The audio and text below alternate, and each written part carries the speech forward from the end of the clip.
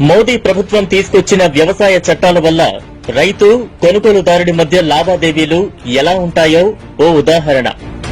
పంటకు ముందే టమాటా కిలో 10 రూపాయలు చొప్పున రైతు కొనుగోలుదారుడి మధ్య ఒప్పందం కుదురుతుంది.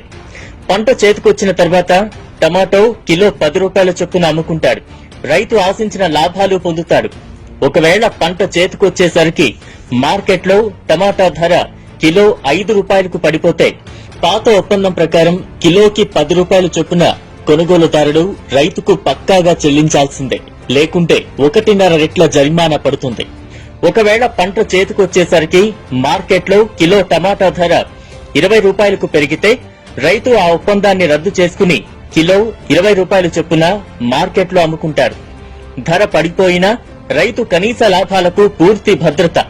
ధర పెరిగితే అధిక లాభాలు. సరుకు డెలివరీ అయిన 3 రోజుల్లోగా కొనుగోలుదారుడు రైతుకు డబ్బులు చెల్లించాలి. లేకుంటే జరిమానా పడుతుంది.